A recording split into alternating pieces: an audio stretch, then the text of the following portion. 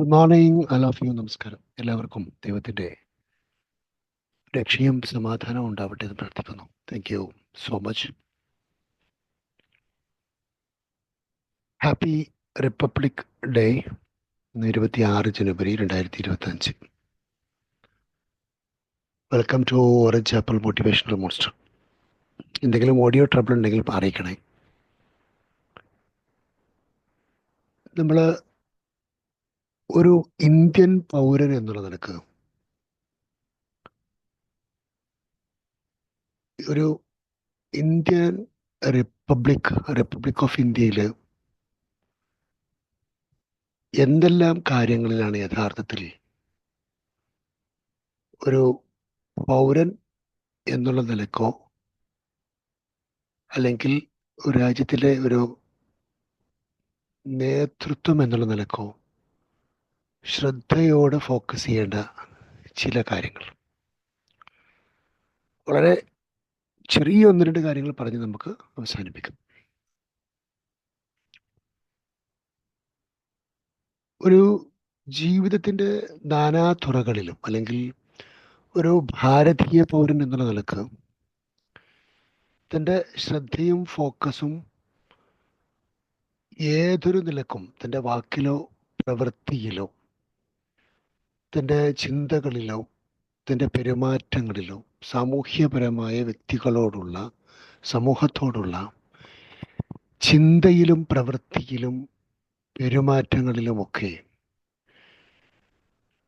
ഒരുപോലെ ഭാരതീയ ഭരണഘടനയോടുള്ള ആദരവ് നിലനിർത്തുക എന്നുള്ളത് നിർബന്ധമായും ഒരു ഭാരതീയ പൗരൻ എന്നുള്ള നിലക്ക്, ഒരു ഇന്ത്യൻ പൗരൻ എന്നുള്ള നിലക്ക് നിർബന്ധമായി ഫോക്കസ് ചെയ്യേണ്ട വളരെ പ്രധാനപ്പെട്ട ഒരു കാര്യമാണ്.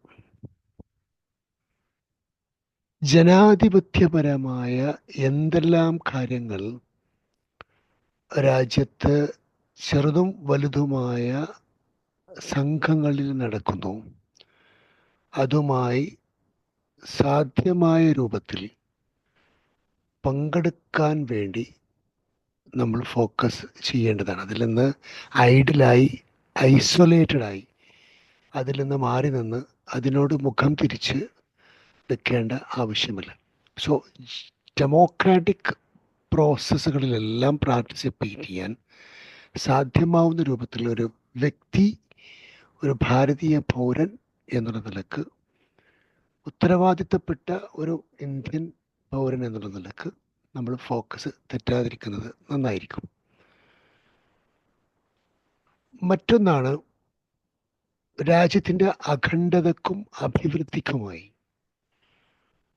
ഒരു ഭാരതീയ പൗരൻ എന്നുള്ള നിലക്ക്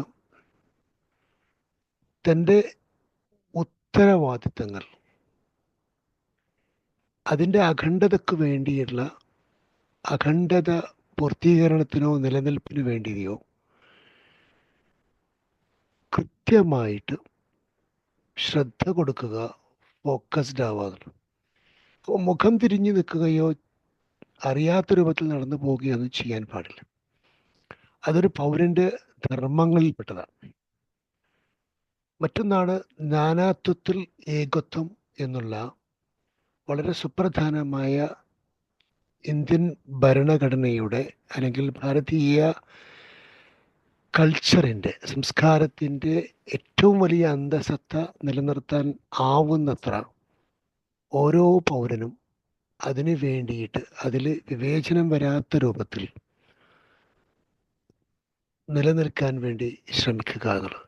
ഇതിൻ്റെ ഭാഗമാണ് ശരിക്ക് നമ്മുടെ orange apple motivation monster group 10 എല്ലാവരും എല്ലാ മത ജാതി വിഭാഗം ആളുകളെയും ഉൾക്കൊള്ളിപ്പിക്കുകയും ആരും തൻ്റെ വിശ്വാസ പ്രമാണങ്ങളിലോ ഫിലോസഫിയിലോ പോളിസിയിലോ നമ്മൾ നടത്തുന്ന വിശ്വാസപരമായ ആചാരങ്ങളും അനുഷ്ഠാനങ്ങളും ഈ ഗ്രൂപ്പിൽ വന്ന് പോസ്റ്റ് ചെയ്ത് ആ വിശ്വാസത്തോടോ പോളിസിയോടോ ആദർശത്തോടോ ആശയത്തോടോ താല്പര്യമില്ലാത്ത ആളുകളെ അരോചകപ്പെടുത്തുന്ന രൂപത്തിൽ അടിച്ചേൽപ്പിക്കുന്ന രൂപത്തിൽ, നാനാത്വത്തിൽ ഏകത്വം നിലനിൽക്കാവുന്ന രൂപത്തിൽ, മികച്ച രൂപത്തിലുള്ള പെരുമാറ്റങ്ങൾ നിലനിർത്താൻ നമ്മൾ ഈ ഗ്രൂപ്പ് സദാ ശ്രദ്ധിക്കണം. നിങ്ങളുടെ ജാതി, മത, രാഷ്ട്രീയ, ഫിലോസഫിക്കൽ, പോളിസി ഓറിയൻറ്റഡ് ആയിട്ടുള്ള തോട്ടുകളൊന്നും ഇതിനകത്ത് പോസ്റ്റ് ചെയ്യാതെ, ഇതിനകത്തൊരു നാനാത്വത്തിൽ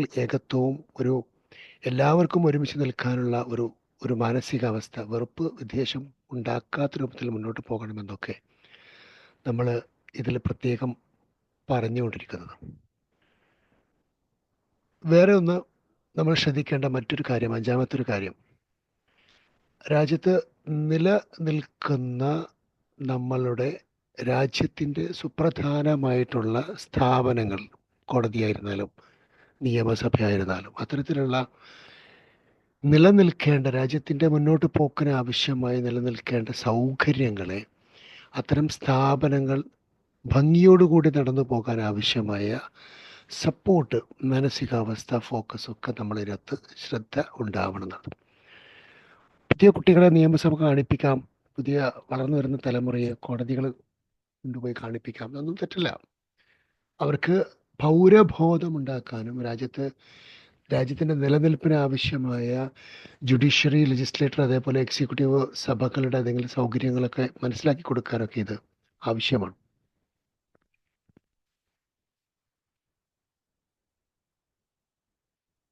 മറ്റൊന്ന്, നമ്മളും ഇതൊക്കെ ഒന്ന് പോയി കാണുന്നതല്ല ആർക്കൊക്കെ. നമുക്കും ഇതൊക്കെ പോയി ഇടയ്ക്കൊക്കെ ഒന്ന് പോയി കാണുകയും മനസ്സിലാക്കുകയും ഒക്കെ ചെയ്യണം. നമ്മളൊരു സാധാരണ പൗരനാണ്, നമുക്കിതൊന്നും ആ ഭാഗമൊന്നും കാണേണ്ട ആവശ്യമില്ല, നിയമസഭ കാണേണ്ട ആവശ്യമില്ല എന്നൊന്നും വിചാരിക്കരുത്. ആറാമതായിട്ട് എനിക്ക് പറയാനുള്ളത്, ഓരോ മറ്റൊരു ഫോക്കസ് ഉണ്ടാവേണ്ടത് ഓരോ സിറ്റിസണും, ഒരു ആക്റ്റീവ് സിറ്റിസണും അതേപോലെ തന്നെ രാജ്യത്തിൻ്റെ സ്ട്രെങ്ത്, രാജ്യത്തിൻ്റെ ശക്തി വർദ്ധിപ്പിക്കുന്നതിനുള്ള ഒരു നല്ല ഉള്ളിൽ നിന്നുള്ളൊരു വോളണ്ടിയറായിട്ട് മാറുക എന്നുള്ളത്, സൊസൈറ്റിയുടെ ആവശ്യങ്ങൾക്ക് വേണ്ടിയിട്ട് നല്ലൊരു വോളണ്ടിയറായിട്ട് മാറുക എന്നുള്ളത്. നമ്മളൊരു പക്ഷേ നമ്മളുടെ പോളിസിയിലോ നമ്മുടെ ഫിലോസഫിയിലോ നമ്മുടെ റിലീജിയനിലോ നമ്മുടെ കമ്മ്യൂണിറ്റിയിലോ ഒക്കെ നമ്മൾ വളരെ ഉഷാറായിട്ടുള്ള വോളണ്ടിയർ ആയിരിക്കും.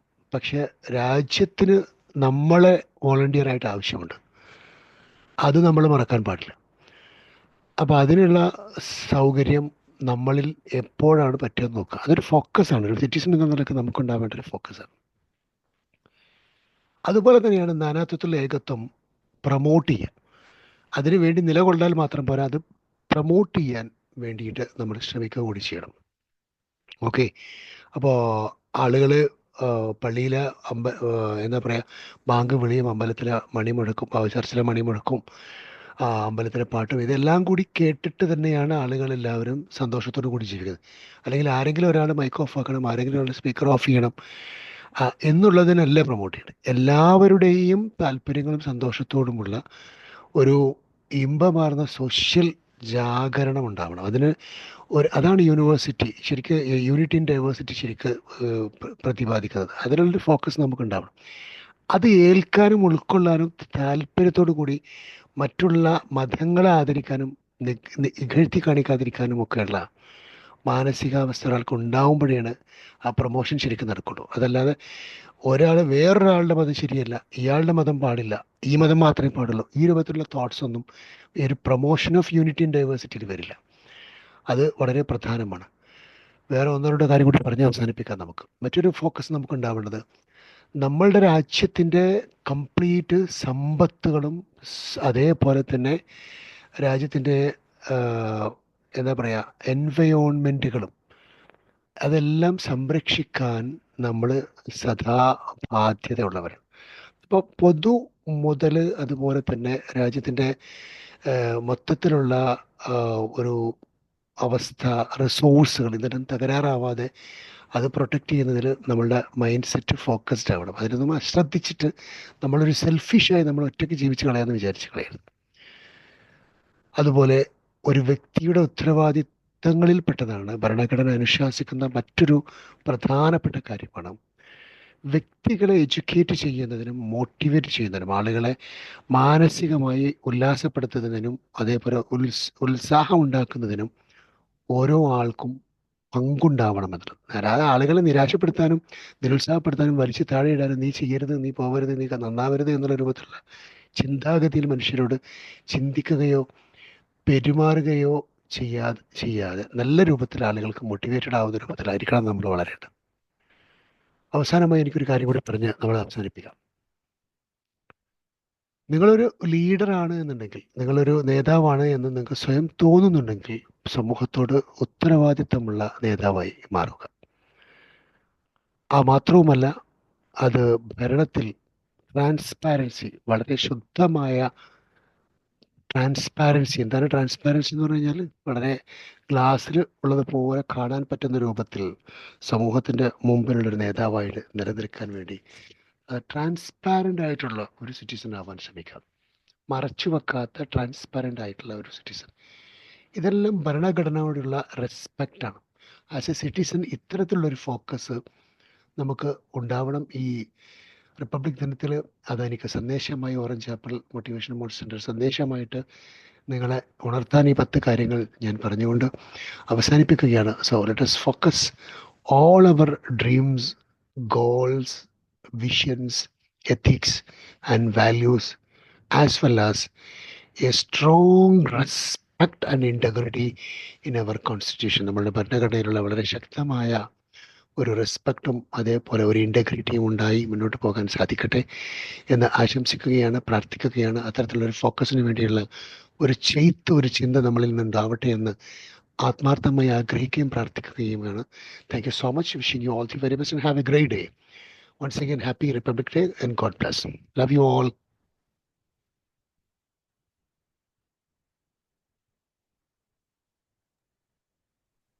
Good morning sir. Morning. വളരെ സന്തോഷകരമായ ഒരു നിമിഷത്തിലായിരുന്നു നമ്മൾ ഇന്ന് കടന്നു പോകുന്നത്. ഇന്നത്തെ റിപ്പബ്ലിക് ദിന ആഘോഷത്തിൽ അതിനോട് ബന്ധപ്പെട്ട കുറേ കാര്യങ്ങൾ നമ്മുടെ മുമ്പിൽ നമ്മുടെ പ്രിയപ്പെട്ട സാറ് അവതരിപ്പിച്ചു തന്നു. ഈ ജനാധിപത്യം മതേതരത്വമൊക്കെ നിലനിർത്താനും ഒരു ഭാരതീയ പൗരന്റെ കടമ എന്താണെന്നും നമുക്ക് പറഞ്ഞു തന്ന് ഇതിനെ ഭംഗിയാക്കി തന്ന പ്രിയപ്പെട്ട സാറിനോട് അകമഴിഞ്ഞ നന്ദി രേഖപ്പെടുത്തിക്കൊണ്ട് ഞാൻ എൻ്റെ ഈ ചെറിയ വാക്കുകൾ അവസാനിപ്പിക്കുന്നു. Thank you, Rahman sir. Thank you. Happy Republic Day. Okay sir. Thank you.